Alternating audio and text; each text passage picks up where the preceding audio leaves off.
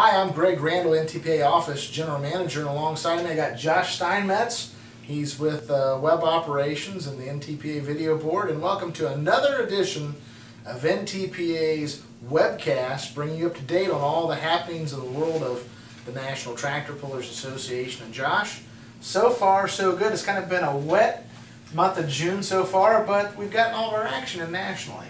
Yeah, it's rather surprising when you look around the country. A lot of other organizations having problems with that, but it's we've just been lucky. Let's put it that way. I hear a lot of guys are still having troubles getting into the field. Hopefully, that gets cleared up so everyone can get back out and start pulling again. Yeah, I know. I've talked to several pullers that run the Grand National Circuit, and they are really hopeful to have a dry stretch before Toma, and then some of them have a window after Toma, and after that it's going to be real difficult to compete and get all their field work done. But so far, no one has said, hey, I can't do it because I just got to get out in the field. So it's truly good. Well, we were just in Wapakoneta, Ohio last weekend, and of course the big news coming out there was the debut of the light pro stock tractors, Josh. And first off, we were talking about that weather issue all across the country that's threatened most all of our national events after Pine Tops. And hey, hats off to the Moon City pullers there in Wapakoneta. There was a lot of rain in that area. They had 2 inches the day before the pull, and they had a bad forecast for the event itself. And fortunately, I was literally pulling down the drive, leaving the fairgrounds, and it just cut loose. So we were fortunate to get everything in there.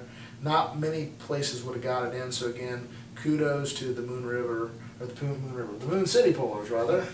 And but again, the buzz going into the event was on the light pro stock class, and it did not disappoint. The runs were exciting. They were fast. What you would expect in a pro stock style tractor. Congratulations to Justin Fleck, who is now, he goes down in the history as the first time winner ever of the light pro stock class, and he took it with his IH Crazy tractor. And I was talking to Tim Palmer. The Palmers finished second in competition. He was really kicking himself. 14 inches. 14 inches. I could have won this thing by 14 inches, but that's the way it goes in competition. But things will grow in that class. That's the thing. I talk about the year, I believe it was 2000 or 2001. We started Super Farm in Region 2, and I had the same 5 guys everywhere I went, for 2 years. For 2 years. It took that 3rd year for it to grow, and the reason it looks very optimistic, and still does, is we've got, through Wapakoneta, of the 5 tractors we had there, 2 of them bought their memberships on site. So that now we have a tally, means we have a tally of 17 light pro stock vehicles. And so as we continue through the summer, you're just going to see the numbers grow and grow there.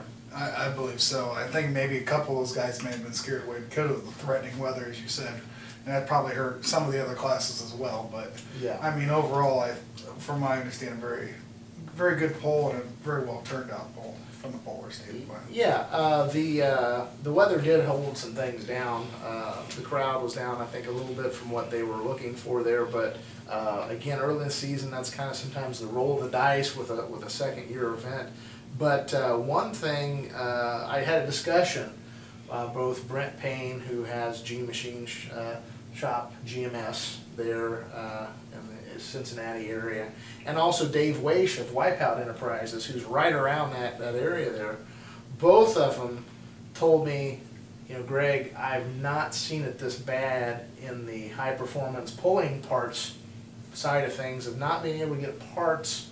And I've heard this time and again with a lot of people I've been talking to, and I think this is maybe part of what the economy, they talk about economic lag. Sometimes it takes a while to really feel the effect of something, and that could be part of it. I was talking to someone yesterday talking about how cams were hard to come by because they went down the number of suppliers making cams, and that's kind of grown again. So again, just to kind of give you an idea, if you just look at the results, that may not tell you the entire story of any place. And that's something, again, that light pro stock class when we get later in the season. Arcola, and then London, Ohio is like July 14th, and then by Fort Recovery, I think the end of July. Like I was talking to Toby Kramer, he thinks, there'll be 10, 12 tractors every time out. Yeah, you have 10, 12 in that class. That'll be an exciting class, and that'll be a well-booked class too. Yes. Once those numbers hit home. Yeah, light pro stock class sponsored by Soy Biodiesel. Other classes there at Wapakenta, Scott Phillips in the four-wheel drive truck class won. He laid down an impressive run. In fact, 6 out of the 10 Grand National pre-committed vehicles were in Wapakenta. Now you might say, well, Region National, it's early and so forth, but I think a big part of that too is all those competitors come back in August and they want to see where they're at, maybe wanting to try something. Exactly, and I think maybe some people in that class may have been disappointed how they ran there the last year, and they wanted to try, like you say, try something out and get prepared for the season. They're looking forward to trying to take away that title from the Holman brothers. Yeah, and speaking of the Holman brothers, there's someone that won or got second place. I know they were first and second. They were driving Rick Johnson's truck, and I think they were first and second and first, however you look at it. And Holman's came out, and they were like 30 feet off of Scott Phillips. Scott had already ran, and looking at it, you thought, well, I wonder if the truck will carry this gear, and they try to gear, or perhaps they were breaking in a new motor. I'm not exactly sure. I didn't really talk to them after the event because we had a couple more other classes behind the four-wheel drives, but those were my thoughts anyway coming away from the poll if they were trying something. Yeah, oh yeah, definitely could be, and you never know. They might be just out there, like you said, just giving it a shot. Yeah. Don Dean looked good in the mod class, and Todd Feiss's new configuration for the Snow Farmer Extreme is going to hold a lot of promise.